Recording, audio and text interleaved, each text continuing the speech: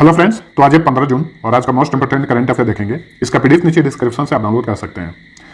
कुछ लोग बोल रहे थे कि वीडियो का नोटिफिकेशन नहीं मिल रहा है, तो एक बार आप सभी लोग चेक कर लीजिए कि बेल आइकन प्रेस है कि नहीं। अगर बेल आइकन प्रेस है फिर भी नोटिफिकेशन नहीं मिल रहा है तो यूट्यूब के सेटिंग में जाइए, वहां पे अक्सर नोटिफिकेशन जो है ऑफ हो जाता है, उसको ऑन कर लीजिए। तो जो भी वीडियो आएगा उसका नोटिफिकेशन आपको सबसे पहले। करंट अफेयर देखेंगे उससे पहले 14 जून के करंट अफेयर का रिवीजन कर लीजिए। पहला क्वेश्चन, किस मंत्रालय ने सहकार मित्र योजना लॉन्च किया है? केंद्रीय कृषि और किसान कल्याण मंत्रालय ने। इस मंत्रालय के मंत्री हैं नरेंद्र सिंह तोमर। भारतीय मूल के अमेरिकी नागरिक डॉक्टर रतन लाल को हाल ही में किस प्रतिष्ठित पुरस्कार से सम्मानित किया गया है? विश्व खाद्य पुरस्कार से हाल ही में इन्हें सम्मानित किया गया है। कृषि क्षेत्र का यह नोबेल प्राइज माना जाता है विश्व खाद्य पुरस्कार को। विदेशी मुद्रा भंडार में 8.2 अरब डॉलर की वृद्धि के साथ विदेशी मुद्रा भंडार के मामले में भारत किस स्थान पर पहुंच गया है? भारत 5वें स्थान पर आ गया है। पहले स्थान पर है चीन। और भारतीय इतिहास में ऐसा पहली बार हुआ है कि भारत का विदेशी मुद्रा भंडार जो है 500 बिलियन डॉलर को टच कर दिया है। पूरी तरह से डिजिटल बनने वाला निर्माण क्षेत्र का पहला संगठन कौन बना है? भारतीय राष्ट्रीय राजमार्ग प्राधिकरण। उर्दू के मशहूर कवि और शायर गुलजार दहलवी का हाल ही में 93 वर्ष की आयु में निधन हो गया। उनका वास्तविक नाम क्या था? उनका रियल नाम था आनंद मोहन जुत्शी। हाल ही में अंतर्राष्ट्रीय रंगहीनता जागरूकता दिवस कब मनाया गया? प्रत्येक वर्ष 13 जून को अंतर्राष्ट्रीय रंगहीनता जागरूकता दिवस मनाया जाता है। 2020 का थीम है मेड टू शाइन। निजी बैंकों के स्वामित्व, शासन और कॉरपोरेट संरचना से संबंधित दिशा निर्देशों की समीक्षा के लिए किसने पीके मोहंती की अध्यक्षता में 5 सदस्यीय कार्य समूह का गठन किया है? भारतीय रिजर्व बैंक ने। पूर्वी नौसेना कमांड विशाखापट्टनम के नए प्रमुख कौन बने हैं? विश्वजीत दास गुप्ता। निम्न में से किस भारतीय को medal of honour of Australia से सम्मानित किया जाएगा? शोभा शेखर को इस सम्मान से सम्मानित किया जाएगा। शोभा शेखर ऑस्ट्रेलिया में एक म्यूजिक संगठन है, उसका नाम है कलाकीर्ति, उसकी संस्थापक है। निम्न में से किस राज्य ने बाल श्रमिक विद्या योजना लॉन्च किया है? उत्तर प्रदेश ने। अब चलिए आज का करंट अफेयर देखते हैं। फ्रेंड्स, साइड से कुछ नॉइज आता होगा, बारिश का मौसम है, कीड़े मकोड़े बोलते हैं तो उन्हीं का आवाज रहता है। झिंगुर आप लोग जानते होंगे, झिंगुर बहुत आवाज करता है बारिश के मौसम में खास करके, तो उन्हीं सब कीड़े मकोड़ों का आवाज रहता है, तो आप लोग मैनेज करिए बारिश भर। चलिए पहला question, MS Dhoni the untold story film में मुख्य किरदार निभाने वाले किस अभिनेता का हाल ही में निधन हो गया? इनका नाम है सुशांत सिंह राजपूत। युवा अभिनेता थे, इनकी उम्र मात्र 34 वर्ष थी। हाल ही में इनका निधन हो गया है। न्यूज आया है कि इन्होंने सुसाइड किया है, लेकिन जांच होगा इसका तो पता चल पाएगा कि रियल में सुसाइड था या फिर मर्डर था। ठीक है। इनका जन्म बिहार के पटना में 1986 में हुआ था और निधन हुआ है 14 जून 2020 को मुंबई के बांद्रा में। वैसे ये इंजीनियर थे, बाद में इन्होंने फिल्मों में काम करना शुरू कर दिया। टीवी शो से इन्होंने करियर की शुरुआत की थी। 2008 में एक टीवी शो आता था, किस देश में है मेरा दिल, उसी टीवी शो से इन्होंने अपनी करियर की शुरुआत की थी। एक और टीवी शो था पवित्र रिश्ता, उसमें भी इन्होंने काम किया था। और इनकी पहली फिल्म कौन सी थी उसे ध्यान में रखिए, काई पो चे, जो 2013 में आई थी, काई पो चे। उसी फिल्म के लिए इन्हें बेस्ट मेल डेब्यू के लिए फिल्म फेयर अवार्ड मिला था। और महेंद्र सिंह धोनी के ऊपर आधारित ये फिल्म है MS धोनी, इसमें इन्होंने मुख्य किरदार निभाया। इस फिल्म के लिए इन्हें बेस्ट एक्टर का फिल्म फेयर अवार्ड दिया गया था। ठीक है। इन्होंने कुछ और फिल्मों में भी काम किया, जैसे कि डिटेक्टिव ब्योमकेश बख्शी, छिछोरे इत्यादि। और इनकी आखिरी फिल्म कौन सी है उसे तो पक्का आपको ध्यान में रखना है। इनकी आखिरी फिल्म है दिल बेचारा, जो कि अभी रिलीज नहीं हुई है, मई में रिलीज होने वाली थी, लेकिन कोरोना वायरस के कारण इसका डेट बदल दिया गया। अगस्त 2020 में रिलीज होगी दिल बेचारा, इनकी आखिरी फिल्म है। हाल ही में चर्चा में रहा सिक्किम तिब्बत कन्वेंशन को अन्य किस नाम से जाना जाता है? कलकत्ता कन्वेंशन के नाम से जाना जाता है सिक्किम तिब्बत कन्वेंशन को। ऑप्शन सी सही उत्तर है। कलकत्ता कन्वेंशन क्यों कहा जाता है इसे? क्योंकि इस संधि पर, सिक्किम तिब्बत कन्वेंशन संधि पर भारत के वायसराय थे। ये बात 1890 की है। उस समय भारत के वायसराय थे लॉर्ड लैंसडाउन। तो लॉर्ड लैंसडाउन और चीनी प्रतिनिधि यानी तिब्बत के उस समय प्रमुख निवासी थे शेंग ताई। इन दोनों के बीच 17 मार्च 1890 को सिक्किम तिब्बत कन्वेंशन, ये एक संधि है, इस पर हस्ताक्षर किया गया था। कहां पर? कलकत्ता में हस्ताक्षर किया गया, इसीलिए इसे कलकत्ता कन्वेंशन के नाम से जाना जाता है। और ये कन्वेंशन हाल ही में क्यों चर्चा में रहा है? अब सभी को पता होगा कि भारत और चीन के सैनिकों के बीच लद्दाख और सिक्किम के नाकुला क्षेत्र में झड़प हुआ है और हाथापाई भी की गई मई में। इसकी वजह से भारत और चीन के बीच जो है काफी विवाद चल रहा है और तनाव भी पैदा हो गया है। इसी बीच भारतीय रक्षा विशेषज्ञों के अनुसार 1890 के सिक्किम तिब्बत कन्वेंशन के अनुसार जो नाकुला क्षेत्र है वो भारत का है। 1975 में सिक्किम का विलय हो गया था भारत में। उसके बाद चीन ने इस सीमांकन को स्वीकार कर लिया था, लेकिन हाल ही में चीन ने इसका उल्लंघन किया है और नाकुला क्षेत्र में अपने सैनिकों को भेज दिया है। जो भारत का क्षेत्र है उस क्षेत्र में वो एंटर कर रहे थे, तो भारतीय सैनिकों ने उनको रोकने का प्रयास किया। इसकी वजह से दोनों के बीच झड़प हो गया। तो ये सिक्किम तिब्बत कन्वेंशन जो है चर्चा में आ गया है। और वैसे भी भारत और नेपाल के बीच में भी अभी तनाव चल रहा है, क्योंकि नेपाल का जो पॉलिटिकल मैप है उस मैप में जो उत्तराखंड का क्षेत्र है काला पानी और लिपू लेक, तो काला पानी और लिपू लेक क्षेत्र को नेपाल ने अपने पॉलिटिकल मैप में हाल ही में दिखाया है और वहाँ के मंत्रिमंडल और वहाँ की संसद ने भी इसकी मंजूरी दे दी है। इसकी वजह से भारत और नेपाल के बीच में भी काफ़ी विवाद चल रहा है। तो इन सारी चीज़ों को ध्यान में रखिएगा। अब यहाँ पे हम सिक्किम का बात की है, तो इस राज्य के बारे में फटाफट रिवीजन करिए। स्टेट से इन्फॉर्मेशन जो भी बताए जाते हैं सारी के सारे वेरी इंपॉर्टेंट है, यहाँ से बार बार पूछे जाते हैं। सबसे पहले मैप देखिए सिक्किम का, तो ये रहा सिक्किम। इसकी सीमा भारत के सिर्फ एक राज्य को लगती है, पश्चिम बंगाल को, और 3 कंट्री से लगती है, नेपाल, भूटान और चीन से। गठन हुआ था 16 मई 1975 को। जिलों की संख्या 4 है। राजधानी गैंगटक, मुख्यमंत्री हैं प्रेम सिंह तमांग, राज्यपाल हैं गंगा प्रसाद, मुख्य न्यायाधीश हैं अरूप कुमार गोस्वामी। लोकसभा सीट 1, राज्यसभा सीट 1, विधानसभा सीट 32 है। नाथुला दर्रा तथा जयलेपला दर्रा यानी पास, ये प्रमुख पास है यहाँ के जो सिक्किम में है। लोक नृत्य है तमांग सेलो, सिंघी चाम, मास्क डांस तथा सुब्बा डांस। खांग चेंड जोंगा, इसे ही कंचनजंगा राष्ट्रीय उद्यान कहा जाता है, सिक्किम में है। शिंगबा वन्यजीव अभयारण्य, क्योंग नोसला वन्यजीव अभयारण्य। यहाँ की प्रमुख जनजातियां हैं लेप्चा। आधिकारिक भाषा अंग्रेजी, नेपाली, सिक्किमीज तथा लेप्चा यहाँ की आधिकारिक भाषाएं हैं। किस टेक्सटाइल कंपनी ने अपने कपड़े एवं परिधान उत्पादों के लिए एक एंटीवायरल वायरोब्लॉक टेक्सटाइल टेक्नोलॉजी शुरू करने की घोषणा की है? अरविंद लिमिटेड ने। भारत के सबसे बड़े टेक्सटाइल कंपनियों में से एक है अरविंद लिमिटेड। इसी कंपनी ने अपने कपड़े एवं परिधान उत्पादों के लिए एक एंटीवायरल वायरोब्लॉक टेक्सटाइल टेक्नोलॉजी शुरू करने की घोषणा की है।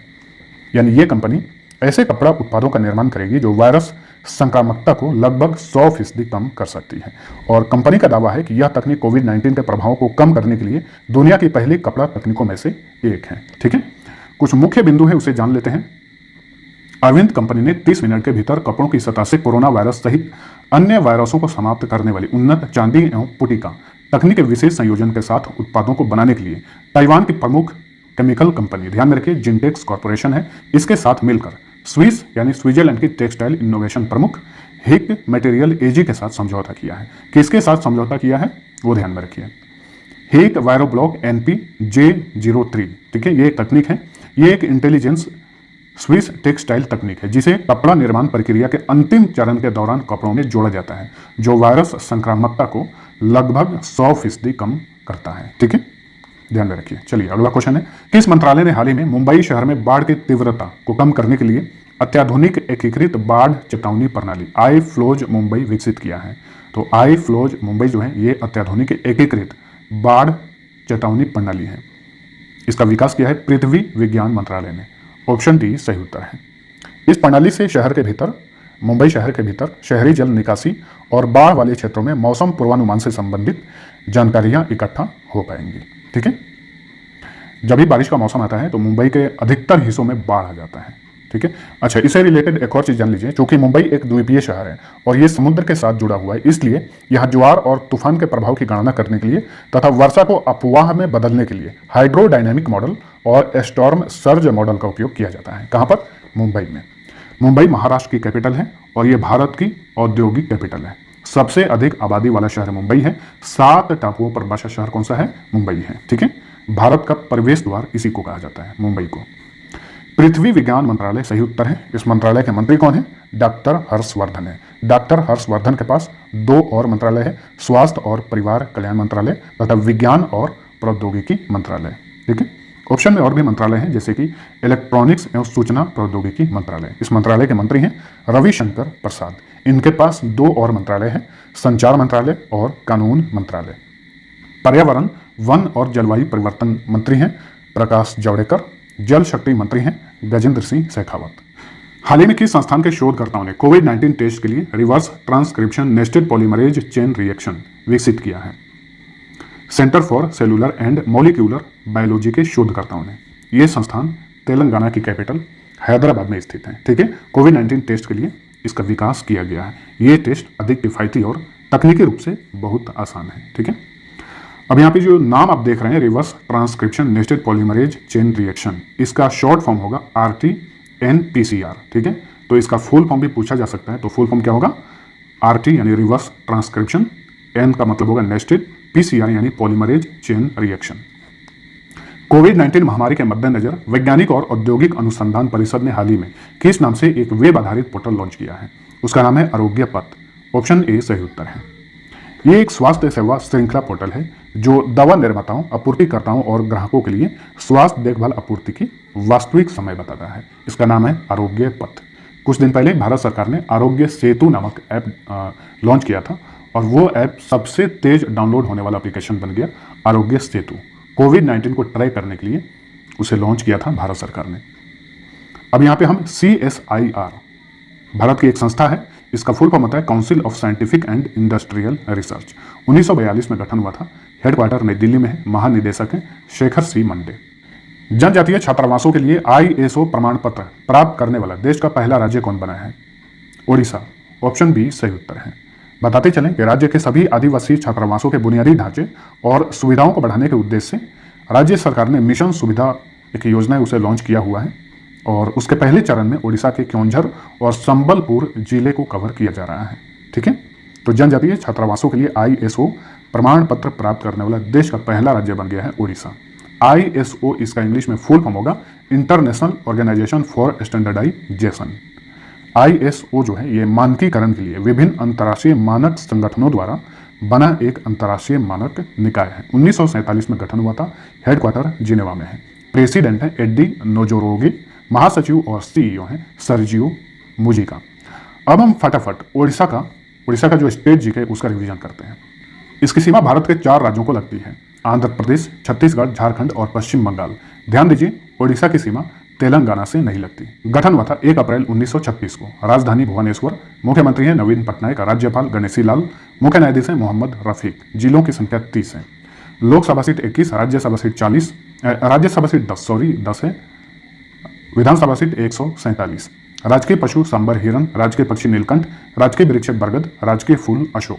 ओडिसी सवारी, पैंका, मुड़री, आया तथा घुमरा यहाँ के प्रसिद्ध लोक नृत्य हैं। भितरकनिका राष्ट्रीय उद्यान, सिमलीपाल राष्ट्रीय उद्यान, गहिरमाथा राष्ट्रीय उद्यान सभी ओडिशा में है। Balukhand Konark wildlife sanctuary, Chilka wildlife sanctuary, Kotagarh wildlife sanctuary, Nandankanan wildlife sanctuary, Lakhari valley wildlife sanctuary, ठीक है। सतकोसिया टाइगर रिजर्व ओडिशा में ही है। हीराकुंड डैम महानदी, मंदिरा डैम शंख नदी, रेंगाली डैम ब्राह्मणी नदी पर है। जुवांग, खरिया, चेंचू तथा सोंड यहाँ की प्रमुख जनजातियां हैं। आधिकारिक भाषा ओडिया है। विभिन्न सार्वजनिक क्षेत्र के विज्ञान संचार संस्थानों और एजेंसियों के बीच आपसी सहयोग और समन्वय को सुविधाजनक बनाने के लिए किसने संयुक्त साइंस कम्युनिकेशन फोरम का गठन किया है? विज्ञान और प्रौद्योगिकी विभाग ने। ऑप्शन ए सही उत्तर है। Department of science and technology ने संयुक्त साइंस कम्युनिकेशन फोरम का गठन किया है। यह फोरम भारत में माइक्रो और मैक्रो दोनों ही स्तरों पर विज्ञान संचार कार्यक्रमों की प्रभावी योजना और इसके क्रियान्वयन के लिए रणनीतियां बनाएगा, जिससे बड़े पैमाने पर लोगों में विज्ञान के प्रति रुचि बढ़ेगी। विज्ञान और प्रौद्योगिकी विभाग जो कि विज्ञान और प्रौद्योगिकी मंत्रालय के अधीन कार्य करता है। इसका गठन हुआ था 1971 में। हेडक्वार्टर नई दिल्ली में है। प्रमुख होता है विज्ञान और प्रौद्योगिकी मंत्री। वर्तमान में विज्ञान और प्रौद्योगिकी मंत्री हैं डॉक्टर हर्षवर्धन। सचिव आशुतोष शर्मा है। नेक्स्ट, आभासी यानी वीडियो कॉन्फ्रेंसिंग के माध्यम से भारत आसियान युवा संवाद का हाल ही में कौन सा संस्करण आयोजित किया गया? तो भारत आसियान युवा संवाद का 3रा संस्करण हाल ही में आयोजित किया गया वीडियो कॉन्फ्रेंसिंग के माध्यम से। ऑप्शन सी सही उत्तर है।